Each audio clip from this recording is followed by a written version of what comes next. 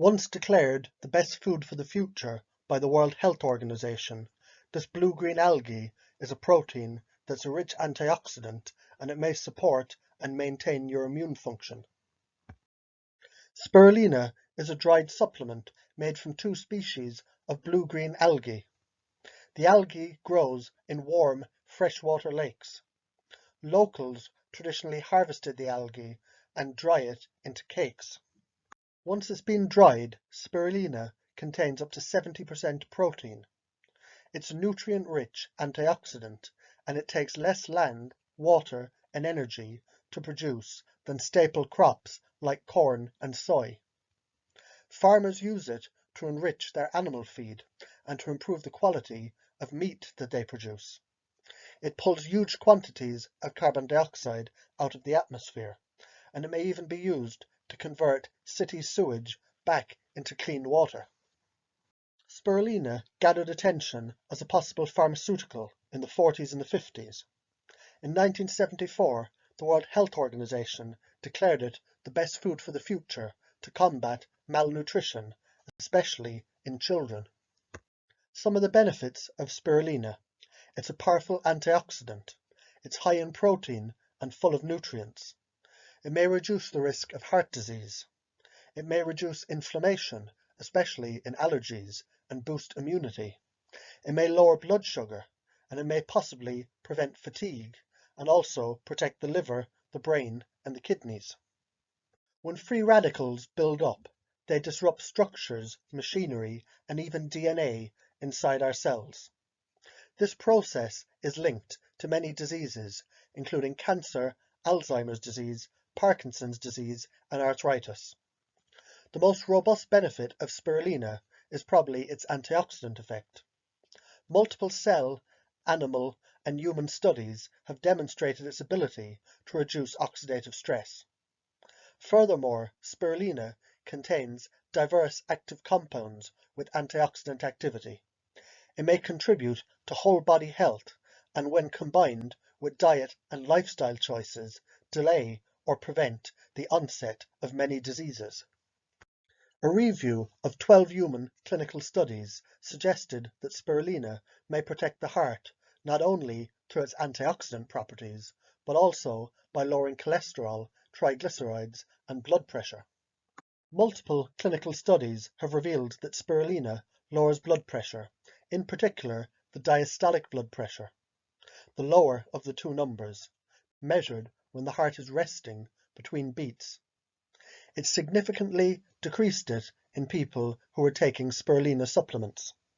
High levels of cholesterol and triglycerides increase a person's risk of heart disease and stroke.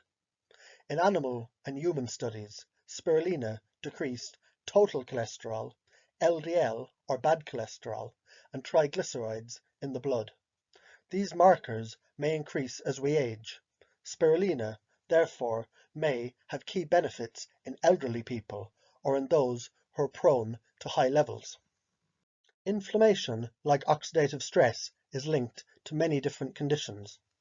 Inflammatory diseases include everything from depression to irritable bowel disease to arthritis. Spirulina contains multiple bioactive compounds that are known to reduce inflammation. Taken as a supplement, spirulina blocks the activity of molecules that stimulate the inflammatory response. In both humans and rat studies, it reversed an age-related increase in inflammatory cytokines. Allergic rhinitis is the most common allergic reaction to environmental allergens like pollen. It's also a major part of asthma. In one clinical study on 150 people, spirulina decreased all measured symptoms of allergic rhinitis when compared to a placebo. Although limited, the evidence suggests that spirulina may help with allergic rhinitis and other inflammatory conditions. Animal and human studies have demonstrated spirulina's immune-boosting properties. By activating white blood cells and the tissues that produce them, it may help the body defend against bacteria, viruses, and even tumours without causing excessive inflammation. In a clinical trial on 169 HIV patients, a daily supplementation where its spirulina, along with a balanced diet, increased the level of immune cells, the CD4 cells, and it reduced the viral load after 6 months. Similarly, spirulina reduced viral load and liver damage in a trial on 30 people with hepatitis C. Spirulina extract improved natural killer cell activity in 2 small trials on 14 healthy people. In a trial on 19 rowers, supplementation with spirulina protected against the deficit in immune function that's caused by strenuous exercise, increased Treg over natural killer cell production. We need sugar to keep a supply of energy available for our bodies, but high blood sugar can lead to insulin resistance and diabetes. In a review of 12 clinical studies, spirulina significantly reduced fasting blood glucose. Clinical studies suggest it may also increase sensitivity to insulin. However, some researchers dispute the claim that spirulina can lower blood sugar in type 2 diabetes. 12 weeks of spirulina tablets at 8 grams a day didn't change blood sugar levels in a group of 37 diabetic Koreans. Spirulina may improve exercise output and prevent fatigue. In a study of 18 adult men, both short and long-term spirulina supplementation slightly but significantly improved exercise output and reduced both physical and mental fatigue. In a second limited study of only 9 moderately trained adult men, it improved markers of physical endurance. The evidence for this effect is limited but promising. However, spirulina was ineffective at improving chronic fatigue in a series of 4 trials on 4 physicians. Arsenic is an element found naturally in very low levels in the environment and much higher concentrations in pesticides and wood preservatives. In some parts of the world, people are exposed to low levels of arsenic in their drinking water, and they suffer chronic poisoning as a result. In a human trial on 41 people, spirulina and zinc supplements improved the symptoms of arsenic poisoning. People taking the supplements cleared more arsenic in their urine and had less arsenic in their tissues. In one study, the hexane extract of spirulina cleared almost 90% of arsenic buildup in rats' liver tissue. A second tissue study suggested it was more effective than the typical alcohol extract at removing arsenic. However, this extract is not commercially available, as hexane is otherwise toxic to the brain. In a limited human study of 3 people, 4.5 grams per day of spirulina lowered blood cholesterol and triglyceride levels, and it improved symptoms of fatty liver disease, indicating it might be helpful in people with this disease. Unsurprisingly, one of the reasons why spirulina may support liver function is tied to its antioxidant property. In diabetic rats, spirulina protected liver tissues against oxidative stress, and it improves markers of liver function. Spirulina may also protect the liver from damage caused by a high-fat diet, as was demonstrated in rats. It may also protect the liver from age-related inflammation by optimizing the gut microbiome. Too much iron in the brain increases oxidative stress. It damages neurons, and it may trigger a cognitive decline. Spirulina's antioxidant effect may reverse this stress, and likewise, spirulina decreased harmful inflammation in microglial cells, which is thought to underlie diseases like Alzheimer's.